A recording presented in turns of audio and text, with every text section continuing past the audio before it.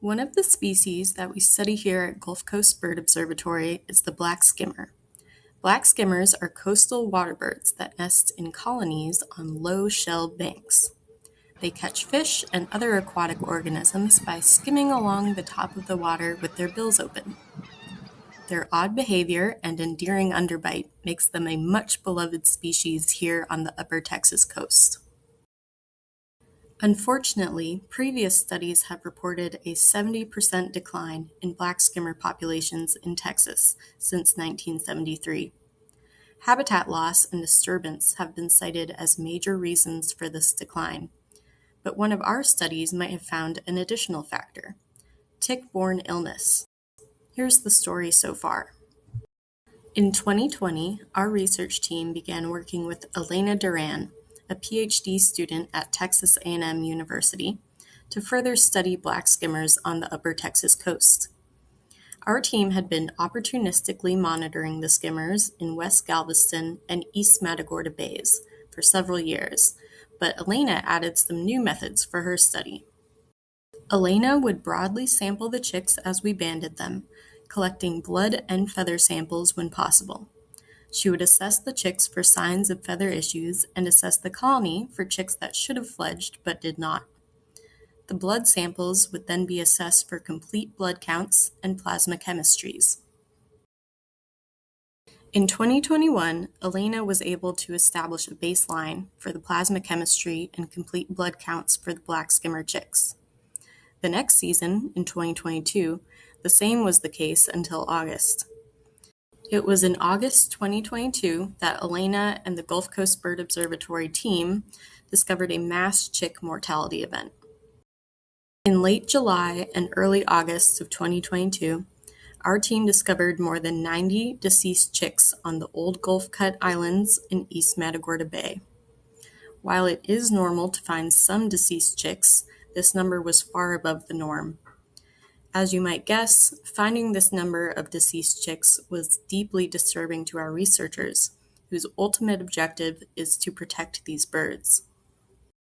The team conducted a wildlife mortality investigation, abiding by the guidelines set out by the USGS.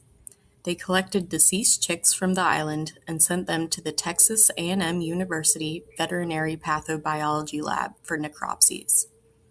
They also increased their sampling efforts on the live birds and tried to identify symptoms of illness.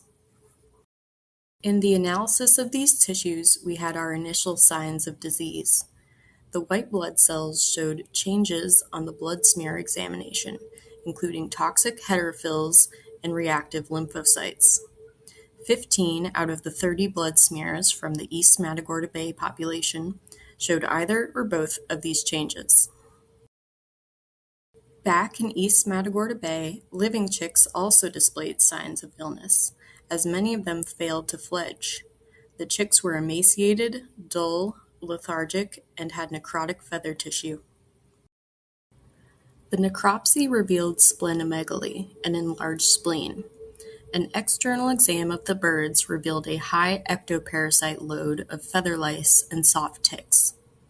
The combination of splenomegaly and the ticks led Elena to pose Borrelia as a possible cause. Borrelia are a genus of bacteria, some of which cause Lyme disease.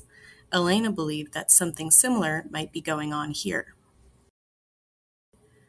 In several blood smears, spirochetes had been detected. Spirochetes are spiral-shaped bacteria, and Borrelia is one variety. This further fueled the theory that a tick-borne Borrelia infection, otherwise known as spiroketosis, was affecting these birds. The birds were tested for various diseases, including avian influenza, West Nile, avian paramyxovirus, and Borrelia. Everything came back negative except for the Borrelia, which did indeed come back positive and was further evidence of spiroketosis. With these results in mind, the young birds were diagnosed with a Borrelia infection, spiroketosis. The bacterium was narrowed down to Borrelia turricatae, with an 88 to 90% surety. The bacterium was likely transmitted to the birds by soft ticks of the species Ornithoderus capensis. This infection leads to acute septicemia, or blood poisoning, and emaciation. The spiroketosis also caused inflammation of the blood vessels, restricting blood flow and leading to the feather necrosis. The feather lice contributed to the problem by feeding on the bird's blood as well. It is very likely that the black skimmer adults were also infected by this bacterium, but were able to fight off the infection with their more robust immune system. Given all of these results, Elena determined that the 2022 chick mortality event was caused by a colony-wide exposure to and infection with Borrelia turricata, which causes spiroketosis. Now, going forward, we have more questions to answer. Why are skimmer chicks seemingly the only ones affected in this way by the tick-borne bacteria? Will we find similar occurrences in our other colonies in Galveston?